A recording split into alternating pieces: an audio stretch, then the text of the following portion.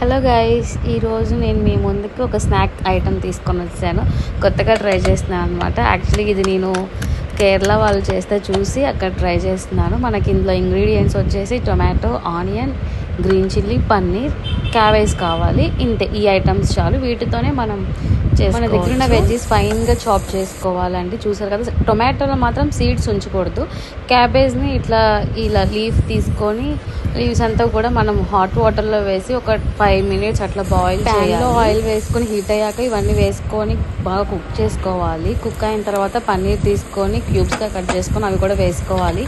మేము తీసుకున్నది ఆవు పాలు పన్నీర్ అండి. ఉప్పు, పసుపు, కారం, ధనియా పౌడర్, కొంచెం జీలకర్ర పౌడర్ ఇట్లా అన్నీ వేసుకొని కొంచెం ఫ్రై అయిన తర్వాత మనం బాయిల్ చేసి పెట్టుకున్నాం కదా క్యాబేజీ ఆకులు, వాటిలో ఈ స్టఫ్ అంతా పెట్టి నీట్గా విడిపోకుండా ఆ స్టఫ్ బయటికి రాకుండా ఇట్లా చూపించిన విధంగా పెట్టుకొని కొంచెం ఆయిల్ వేసి వాటిని ఫ్రై చేసి చూసారు కదండి. చాలా ఈజీగా సింపుల్గా అయిపోయింది మన రెసిపీ. అయితే కనుక దీని పేరు మీరే పెట్టండి. నేనైతే కనుక దాని పేరు పన్నీర్ క్యాబేజ్ మోమోస్ అని పెట్టాను. ఎలా ఉందో టేస్ట్ చేసి చెప్తున్నారు మా వాళ్ళు. ఆరాధ్యకు ఫస్ట్ క్యాబేజ్ కొరికింది, అందుకే ఆ ఎక్స్ప్రెషన్ ఇచ్చింది. కానీ చాలా బాగుంది. మీరు చూసి భయపడకండి, మీరు కూడా ఇంట్లో ట్రై చేయండి గాయస్. ఎలా ఉందో కమెంట్ చేయండి. Bye guys.